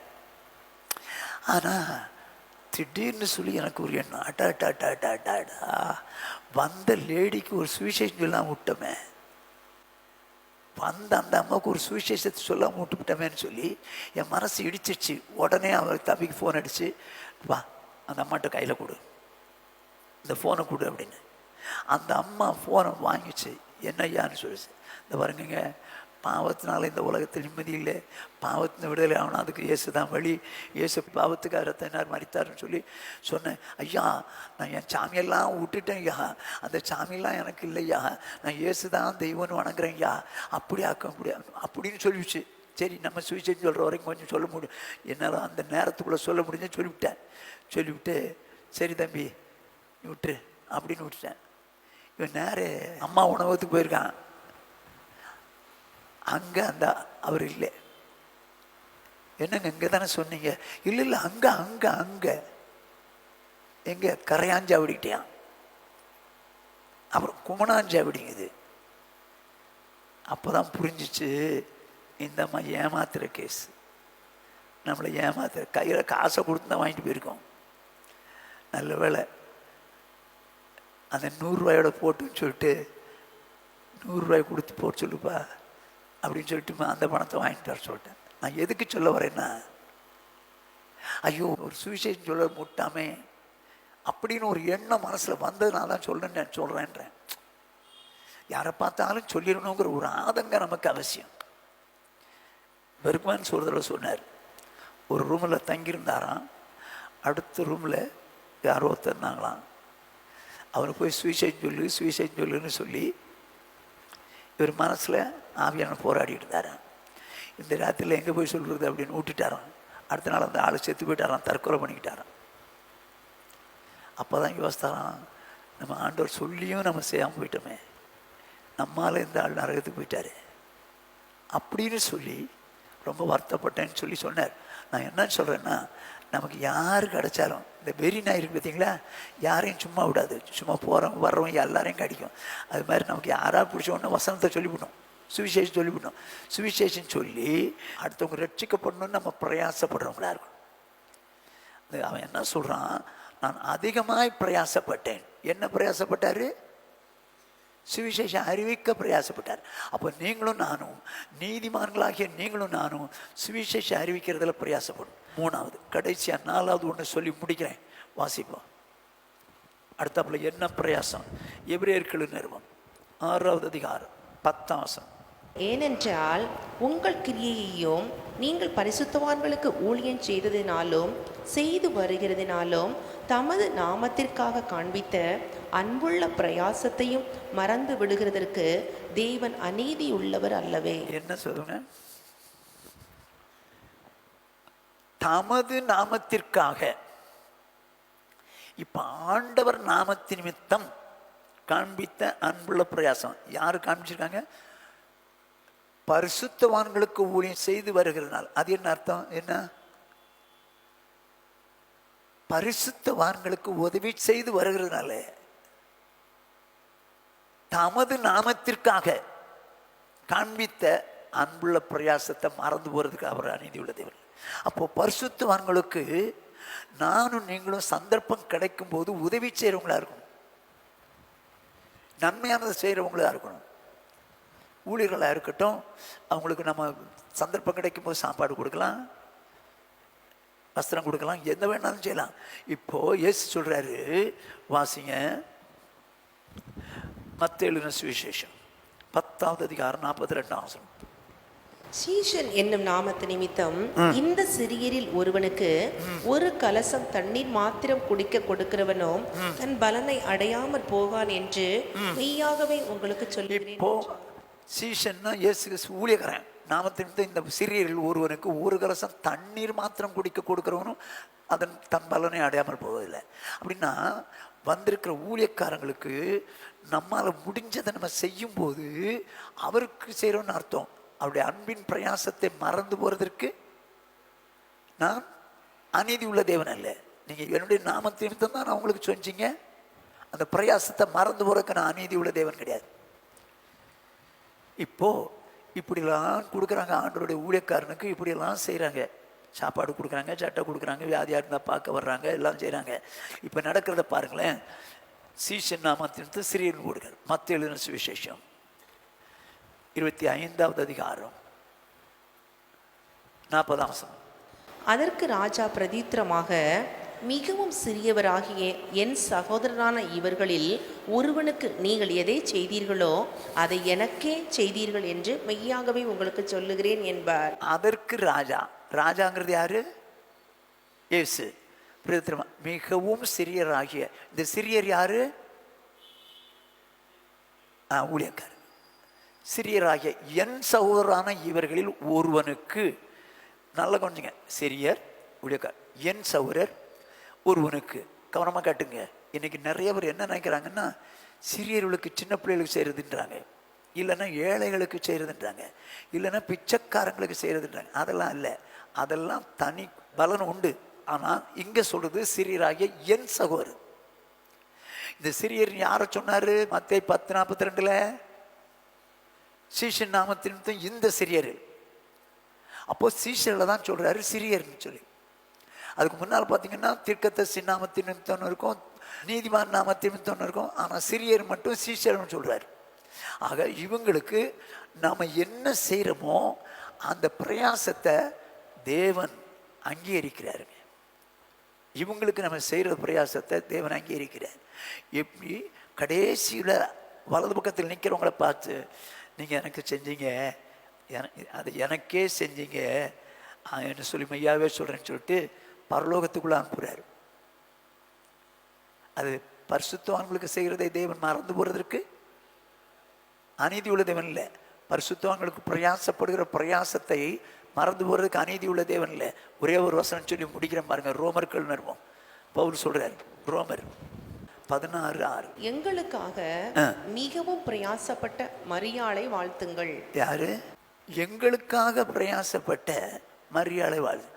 எங்களுக்காக நான் யாரை சொல்றாரு? அவருக்காகவும் அவரோடு இணைந்த ஊழியர்களுக்காகவும் எங்களுக்காக மிகவும் பிரயாசப்பட்ட மரியாள். அப்போ அன்றைக்கு ஊழியக்காரர்களுக்காக பிரயாசப்பட்டு காரியங்களை செஞ்சவங்க இருந்திருக்கிறாங்க. வேதம் என்ன சொல்லுதுன்னா, பரிசுத்தவான்களுக்கு நீங்கள் செய்ததை மறந்து போகிறதற்கு அநீதி உள்ள தேவன் அல்ல. அநீதி உள்ள நீங்கள் படுகிற பிரயாசம் ஒரு நாளும் விருதாவாயிராது. நீங்கள் ஆண்டவருடைய நாமத்தின் நிமித்தம் ஊழியக்காரருக்கு என்ன செய்யணும்னு நினைக்கிறீங்களோ நீங்கள் செய்யும்போது இதெல்லாம் வந்துட்டு கவுண்ட் ஆண்டவர் எண்ணி வச்சிருப்பார். ஒரு நாள் அதுக்குரிய பலன் தருவார். ஆகவே வேதம் சொல்லுகிறபடி நீதிமானுடைய பிரயாசம் ஜீவனை கொடுக்கும். அப்போ நீதிமான் எப்படி பிரயாசப்படணும்? 4 விதத்தில். 1, ரட்சிப்பு நிறைவேற பிரயாசப்படணும். 2, இடுக்கமான வாசல் வழியா, அப்படின்னா உபத்திரங்கள் வழியாக போகணும். 3, சுவிசேஷம் அறிவிக்கிறவங்களா இருக்கணும். 4, தேவனுடைய பிள்ளைகளுக்கு ஊழியர்களுக்கு பரிசுத்தவான்களுக்கு செய்கிறதை மறந்து போகிறதற்கு அநீதி உள்ள தேவனால அவங்களுக்காக பிரயாசப்படுறத அவங்க ஒரு நாள், ஏன்னா என் நாமத்து நிமித்தம் நீங்கள் செய்கிறீங்களே, ஆகையினால் அதை மறக்க மாட்டேன்னு சொல்லி கர்த்தர் அதற்கான கிரியை செய்வார். இப்படி நாம் பிரயாசப்படும் போது நமக்கு என்ன உண்டு? ஜீவன் ஜீவன் ஜீவன் இருக்கும். கர்த்தர் இந்த ஜீவனை கடைசி மட்டும் தந்து நித்திய ஜீவனுக்குள் பிரவேசிக்க கர்த்தர் நமக்கு எதிர்பார்ப்பார். எல்லாரும் அப்படியே கண்களை மூடி கர்த்தரை நோக்கி பார்ப்போம். தேவனுடைய சன்னிதானத்தில் ஆண்டவரை சொல்லுவோம், ஆண்டவரே எங்களை நீதிமான்களாய் மாற்றி விட்டீர், உண்மைதான். ஆனாலும் நாங்கள் ஆண்டவர் நீதிமான்களாகிய நாங்கள் படுகிற பிரயாசம் எங்களுக்கு ஜீவனை பிறப்பிக்குமே. ஆகவே இந்த வேளையில் நாங்கள் செபிக்கிறோம் ஆண்டவரே, ஜீவனை பிறப்பிக்கக்கூடிய அளவுக்கு நாங்கள் பிரயாசப்படணும்ப்பா, எங்களை ஒப்புக் கொடுக்குற ஆண்டவரேன்னு சொல்லி நம்ம ஆண்டவர்கிட்ட அர்ப்பணிப்போம். சாம்சன் ஜெபிப்பார். துதிக்கிற ஆண்டவரே, சோத்திரிக்கிற ராஜா மகிமைப்படுத்துகிறோம். மகா பரிசுத்தமுள்ள அன்பின் ஆண்டவரே, கிருபையாய்ப்பட்டு ஆசீர்வதிக்கப்பட்டதான ஆண்டவரே, இறைவேளைக்காய் நன்றி இருதயத்தோடு துதிக்கிற ராஜா சோத்திரிக்கிறோம். திருப்பாத்த முத்த செய்கிறோம். இதனால் ஆண்டவரே, நாங்கள் மீண்டும் சமூகத்திலே கடந்து நம்முடைய வேதத்தை ஆராய்ந்து பார்க்க முடியாது. கர்த்தர் ஆண்டவரே உதவி செய்த கிருபையாய் சோத்திரம். இப்படி ஆண்டவரே ஊழியக்காரை கொண்டு எங்களோடு பேசி வருகிற எல்லா ஜீவனுள்ள வார்த்தைகளுக்காக நன்றி செலுத்தணும். நீதிமான் என் தலைப்பிருக்கிறாய் ஆண்டவரே, நீதிமானுடைய காரியங்களை குறித்து எங்களோட வேதத்தில் அநேக ஆண்டவர் ரகசியங்களை மறைபொருளை நீ வெளிப்படுத்தி காண்பித்து வர எல்லா கிருபைகளுக்காக நன்றி செலுத்துகிறேன். நாள் ஆண்டவரே, நீதிமானுடைய பலன் ஜீவன் என்று சொல்லப்பட்டிருக்கிறதப்பா. நீதிமானுடைய பலன் ஜீவன் எப்படி கிடைக்கும் என்று சொல்லி எங்களோடு ஆண்டவரே திட்டம் தெளிவாய் வேதத்து வசனத்தை ஆராயத்தை கொண்டு எங்களோடு பேசின இப்படி எல்லா வார்த்தைகளுக்காக நன்றி செலுத்துகிற ஆண்டவரை துதிக்க ராஜா மகிமைப்படுத்துகிறோம். தகப்பனை ரட்சிப்பு நிறைவேற பிரயாசப்பட வேண்டும் என்று சொல்லியிருக்கிறீங்களே, தகப்பனை பயத்தோடு நடுக்கத்தோடும் ஆண்டவரே உங்கள் ரட்சிப்பு நிறைவேற பிரயாசப்படுங்கள் சொல்லப்பட்டிருக்கிறபடி ஆண்டவரே, நாங்கள் இந்த கடைசி நாட்கள் நின்று கொண்டிருக்கிறோம். தகப்பனை எங்கள் ரட்சிப்பை ஒரு நாள் நாங்கள் எழுந்து போகாதபடி ஆண்டவரை முடிவிருந்து நிலைத்திருப்பவனை ரட்சிக்கப்படுவான்னு சொல்லியிருக்கிறீங்களே, தகப்பனை எங்கள் ரட்சிப்பு நிறைவேற பிரயாசப்படத்தக்கதாய் கத்த உதவி செய்ய முடியாது செபிக்கிறப்ப. அநேக ஆண்டவரே தீர்க்க தரிசனம் மூலமாய் அநேகர் கள்ள போதகத்தின் மூலமாய் ஒரு நாளும் ஆண்டவரே சோத்திரப்பா நாங்கள் ரட்சிப்பை எழுந்து போகாதபடி என் தேவனாய் கர்த்தரை வசனம் என்ன சொல்கிறதோ அது வசனப்படி வாழ எங்களை அர்ப்பணித்து கடந்து போடத்தக்கதாய் தேவனாய் கர்த்தர் உதவி செய்ய முடியாது செபிக்கிறப்பா. இடுக்குமான வாசல் வழியாக உட்பிரவேசிக்க பிரயாசப்படுங்கள் சொல்லப்பட்டிருக்கிறதே, இடுக்குமான வாசல் வழியாக உட்பிரவேசிக்க பிரயாசப்படுங்கள் என்று சொல்லியிருக்கிறார்கள். நெருக்கமான இடுக்கமான அந்த வாசலுக்குள்ளாய் நாங்கள் பிரயாசத்தோடு ஓடத்த கர்த்தருடைய ஆவியானவர் எங்களுக்கு கிருபை தரும்படியா இந்த வேளை அர்ப்பணித்து செபிக்கிறப்பா. தகப்பனே, எத்தனை ஆண்டவரே சோத்திரமக்காய் நாங்கள் போகிற வேளையில ஆண்டவரே எங்களுக்கு ஆண்டவரே நெருக்கமான காரியங்கள் வரும்போதும் ஆண்டவரே சோத்திரப்பா உபத்திரங்கள் வரும்போதும் பாடுகள் வரும் நிந்தைகள் அவமானங்கள் வந்தாலும் கர்த்தாவை நாங்கள் பிரயாசத்தோடு ஓடி அந்த ஜீவனுக்குள் பிரவேசிக்க என் தேவனா கர்த்தர் உதவி செய்ய முடியான்னு செபிக்கிற அப்போஸ்தலனாகிய பவுல் இப்படியா சொல்ல அவர்கள் எல்லாரும் அதிகமாய் பிரயாசப்பட்டேன்னு சொல்லியிருக்கிறாரே. ஆண்டவரே ஒரு நாளும் தேவன் கொடுத்த அந்த கிருபையை ஆண்டவரை விருதாவாக்கவில்லை என்று சொல்லியிருக்கிறார். தேவனாய் கர்த்தர் எங்களுக்கு கொடுத்த அந்த கிருபையும் ஆண்டவரை நாங்கள் ஒரு நாள் விருதாவாக்காதபடி நாங்கள் ஆண்டவரை அதிகமாக சுவிசேஷத்தை அறிவிக்குவதற்கு, ஆண்டவரை ஜனங்களை ரட்சிப்பு நடத்துவதற்கு ஆண்டவரை அதிகமான பிரியாசப்படத்தக்கதன் கிருபை தரும்படியா செபிக்கிறப்பா. ஆண்டவரை ஒரு நாள் நாங்கள் சோர்ந்து போய் நின்று விடாதபடி தகப்பனே தொடர்ந்து நாங்கள் உமக்காய் சுவிசேஷம் அறிவிக்க ஆண்டவரே கிருபை தரும்படியா செபிக்கிறப்பா. தகப்பனே நன்றி ராஜா. அப்படிப்பட்டதான ஒரு பாரத்தை எங்களுக்கு அதிகமாக தரும்படியா அந்த அர்ப்பணித்து செபிக்கிறோம். கர்த்தர் தொடர்ந்து நீங்க நடத்தும்படியா செபிக்கிறப்பா. ஆண்டவரை ஊழியக்காரர் கொடுக்கிறதான அன்புள்ள பிரயாசத்தை மறந்து போவதற்கு நீர் அநீதியுள்ள தேவன் அல்ல என்று ஜனங்கள் பார்க்கிறோமே. தகப்பனே மை சோத்திரம் எங்களுக்கு கொடுக்கப்பட்ட ஊழியக்காரருக்கு நாங்கள் எல்லா காரியத்திலும் ஆண்டவரே சோத்திரப்பா உண்மைத்துவமான உதவி செய்யத்தக்கதான கிருபைகளை என் தேவனாக்கத்தில் அதிகமாய் தரும்படியா செபிக்கிறப்ப. இந்த சிறியரில் ஒருவருக்கு எதை செய்தால் அது எனக்கே செய்தீர்கள் சொல்லியிருக்கிறீங்களே. சீஷன் என்ற நாமத்தின் நிமித்தம் ஒரு கலசம் தண்ணீர் கொடுத்தால் அதற்கேற்ற பலனை பெறுவான்னு சொல்லியிருக்கிறீங்களே. தகப்பனை இந்த எங்களை முற்றிலுமாய் அர்ப்பணிக்கிறோம். தகப்பனை கேட்ட ஒவ்வொரு வசனத்தின்படி நீங்க நடத்தி ஆண்டவரை மகிமையிலே சந்திக்க, ஆண்டவரை ஜீவனுக்குள் பிரவேசிக்க பிரயாசப்பட தேவனுக்கு உதவி செய்ய முடியாது செபிக்கிறப்பா. கிருபைகளுக்கெல்லாம் ஒப்பு கொடுக்கிறேன். வந்ததான ஒவ்வொரு கிருபை தருவீராக. இன்னும் வேதத்தில் அநேக ரகசியங்களை மறைபொருளை கர்த்தருடைய தேவதாசனை கொண்டு எங்கள் கற்றுத்தரும்படியாய் எங்கள் அர்ப்பணிக்கிறோம். இன்னும் பலப்படுத்துங்க, நாமத்தை மகிமைப்படுத்திக் கொள்ளுங்க. இந்த வேதத்தில் அநேக ரகசியங்களை கர்த்தர் நீங்க வெளிப்படுத்தி காண்பிக்க முடியாது செபிக்கிறேன். தாழ்த்து அர்ப்பணிக்கிறேன். எல்லாவற்றையும் பொறுப்படுத்திக் கொள்ள துதி கன மகிமை புகழ்ச்சி அனைத்து வெகு ஜாக்கிரதை ஒருவருக்கு செலுத்துகிறேன். மீன்படிச்சமான இயேசு நாம் செபிக்கிறேன் எங்கள் சீருள்ள நல்ல பிதாவே, ஆமென். என் ஆத்துமாவே கர்த்தரை ஸ்தோத்திரி, என் முழுமையோருடைய பரிசுத்த நாமத்தை ஸ்தோத்திரி. என் ஆத்துமாவே கர்த்தரை ஸ்தோத்திரி, அவர் செய்த சகல உபகாரங்களை மறவாதே. ஆமென். நம்முடைய கர்த்தராகிய இயேசு கிறிஸ்துவினுடைய கிருபையும் பிதாவாகிய தேவனுடைய அன்பும் பரிசுத்த ஆவியானுடைய ஐக்கியமும் அன்யோன்யமும் ஆறுதலும் சமாதானமும் இன்றும் என்றும் நம்மனவருடன் உலகில் உள்ள சகல பரிசுத்தங்களோடு காப்பதாக. ஹல்லேலூயா, ஹல்லேலூயா, ஹல்லேலூயா.